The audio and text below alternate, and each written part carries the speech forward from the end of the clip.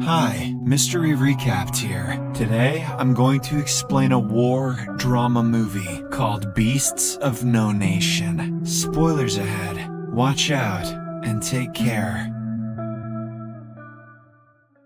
The movie opens in an unspecified country in West Africa, where we see a 12-year-old boy named Agu playing with his friends. He then brings a television frame and offers to sell it to a man, calling it an imaginary TV. He and his friends perform various acts behind the frame, like kung fu and dance. However, the man refuses to purchase such a useless item and sends them away. This disheartens the young boy, but he doesn't give up so easily. Agu approaches a soldier next and starts pitching his imaginary TV as usual. Luckily, the soldier agrees to buy it and offers them food in exchange. Later, we learn that their country is at war, and Agu's village is in a buffer zone protected by peacekeeping forces. His father used to be a teacher, but now he's the sector chief and always allows refugees from surrounding areas to stay on his land. Meanwhile, his mother stays at home and cares for Agu and his siblings, which includes his older brother and little sister. In the evening, as his small family is eating dinner, Dad notices the TV is missing its frame. As a result, Agu immediately flees the house and sleeps outside to avoid punishment. Days later, the villagers learn that the government has collapsed, with military-aligned rebels seizing control of the country. As the rebel forces attack the village, many people flee to the capital for safety. Agu's father also decides to send his family there, while he and his oldest son remain behind. Mom is very unhappy with the decision, as she doesn't want the family to be separated, but Dad manages to convince her, saying that he needs to defend their homeland. The next day, a mass evacuation begins, and many villagers flee to the capital. Agu's father brings his wife and children to the bus station, but the majority of the vehicles are full, and people are desperate. The driver says he can only take the woman and the little girl, so Agu must stay behind. The father argues with him and offers to pay a large sum of money, but the driver refuses. In the end, only the mother and little sister end up leaving, while Agu stays behind with his dad and brother. Days later, the village is caught up in a battle between government forces and rebels. During the shootout, Agu's family and a few other men manage to hide inside a shed while avoiding gunfire. Unfortunately, government troops soon discover their hideout and apprehend them. The soldiers then accuse them of being rebels, which Agu's father denies. He says that he's the sector chief of the village and just stayed behind to protect their land. Unfortunately, the soldiers don't believe them and accuse them of being enemy spies. His father is then shot and killed, and his eldest son also suffers the same fate. The only one who manages to escape is Agu, and he somehow makes it to the jungle. He then wanders the forest alone, eating whatever edibles he can find. After a few days, he gets accidentally caught up in a rebel ambush. As he ponders what to do next, someone hits him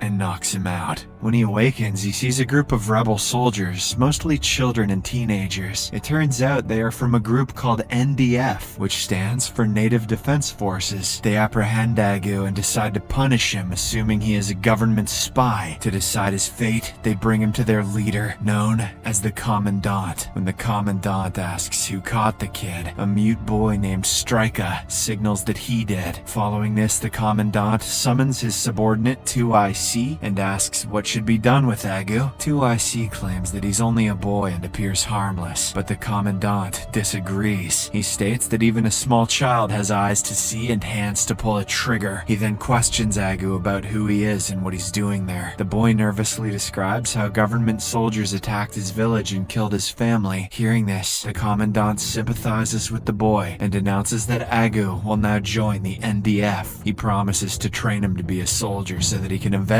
his family's death. The poor boy has no option but to comply to save his life. Afterward, the group begins marching forward, and Agu is assigned to carry their weapons. They soon arrive at their camp and begin eating, but don't give anything to Agu. When he asks for some food, a guy named Preacher laughs at him, saying he won't get anything since he isn't a warrior yet. Instead, he orders the boy to stand up and salute them until he asks him to stop. Meanwhile, Strika is summoned to the Commandant's quarters, which which he reluctantly obliges to. Over the next few days, Agu and the other kids go through brutal training to join the NDF. The Commandant also feeds them propaganda, claiming that the NDF is gradually winning the war and that they will be reunited with their families soon. The boys are tortured with burning wood, beaten, cut with sharp blades, and buried in pits. During this time, Agu forms a bond with Striker, since they are the youngest and share the same age. After some training, they leave the camp and plan a surprise attack on government vehicles crossing a bridge. They kill everyone in the attack, except one man, who survives the gunfire. The NDF then captures him and proceeds to torture him. The man begs and cries, claiming that he's just an engineer who has come to repair the bridge. He pleads to be released, but the Commandant has no mercy. He hands a sword to Agu and orders him to kill the man. This terrifies the young boy, as he has never hurt anyone in his life. However, the Commandant begins to manipulate him, saying that this man was a part of the group that killed his family. Upon hearing this, Agu musters all of his courage and strikes the man on the head. It injures him severely, but he's still alive, so Striker joins in on the act, and the two boys repeatedly hit the man until he finally dies. The Commandant is impressed by Agu's actions and orders 2IC to give him a gun. The boy accepts it, but his actions disgust him so much that he vomits on the ground. The next day, they march to a nearby village and slaughter many government soldiers there. They then celebrate by performing a ritual and taking drugs. Later, the Commandant summons Agu to his room and states that he's impressed by his progress. He also informs him that they intend to march to the capital soon, where he will be able to see his mother. This excites Agu, and the Commandant starts to inhale some drugs. He then lies down on the bed and asks the boy to make him happy. Sometime later, Agu leaves the room, visibly distressed after being assaulted by the Commandant. Striker immediately approaches his friend and silently consoles him, as he has been through a similar situation. The next day, Agu seems a bit absent and is having a hard time processing what happened to him. Seeing this, Preacher tries to cheer him up and gives him some drugs, which makes him really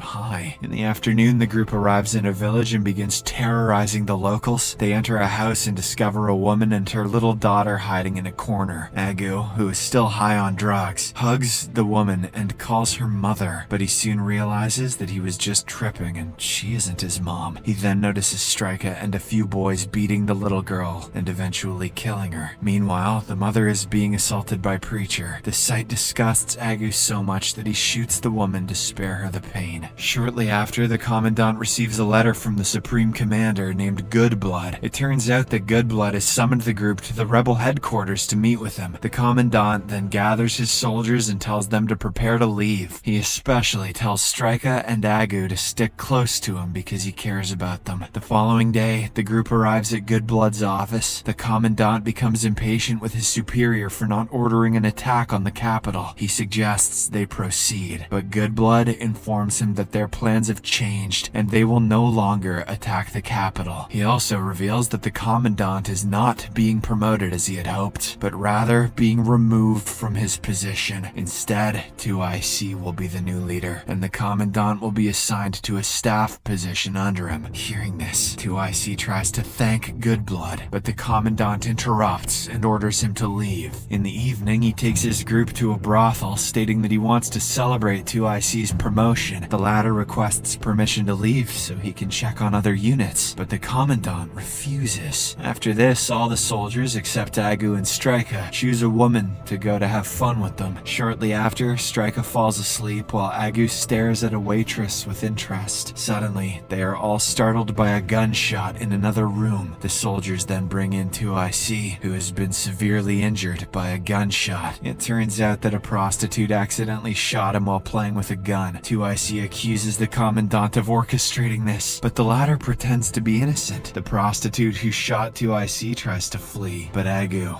shoots her. Meanwhile, the brothel owner is also shot by Stryka. In the following scene, Egu is seen sniffing narcotics, implying that he has become addicted. He then goes to check on the injured 2IC, who whispers with his last breath that everything they did was for nothing. After 2IC passes away, Egu is left feeling angry and upset. The commandant also pretends to be devastated and expresses how much 2IC meant to him. Afterward, a small funeral is held for 2IC, during which the commandant declares Supreme Commander Goodblood their new enemy. He urges the soldiers to stop waiting for Goodblood's orders and start acting on their own. Later, while they are resting, they are suddenly awakened by a missile attack. During the commotion, many of their soldiers are killed, leaving the group extremely vulnerable. After the gunfire subsides, the group prepares to leave, but Stryka is reluctant to move. Egu checks on him and is shocked to discover that he's been shot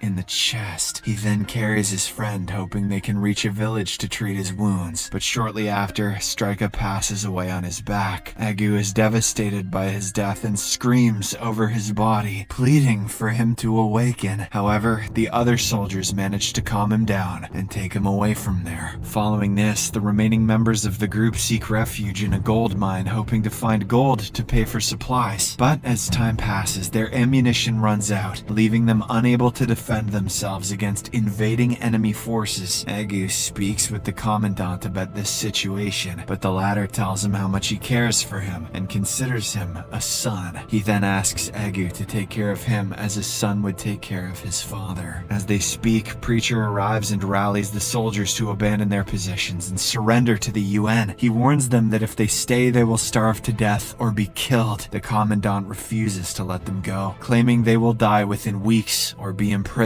He also states that even if they return to their village, their families won't accept them because of their war crimes. This results in a heated argument between them, and Preacher even points a gun at the commandant. However, the latter is aware that there are no more bullets left. Egu also aims his gun at the commandant, who feels betrayed by his actions. He eventually lets them go, but warns them that they will regret it when they are poor and starving in the middle of nowhere. The soldiers then depart, and as Egu follows them, the commandant looks at him with a hurt expression. Shortly after, the group encounters some official UN soldiers and surrenders to them. Days later, Egu and the young soldiers are sent to a missionary school in a safe part of the country. However, due to the long war, Egu feels uneasy in the peaceful environment and is unable to fit in with the other children. He suffers from drug withdrawal and frequently has nightmares about his past. Meanwhile, Preacher is also having trouble adjusting and believes the commandant was correct. He eventually runs away from the school to rejoin the war. In the final scene, Egu talks to a school counselor who tries to get him to open up.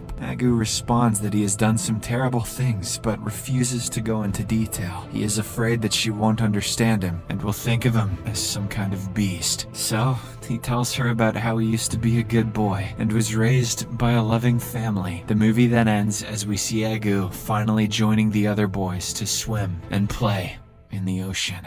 Subscribe for more videos like this, turn on notifications, and leave a like to help the channel out. Thank you for watching.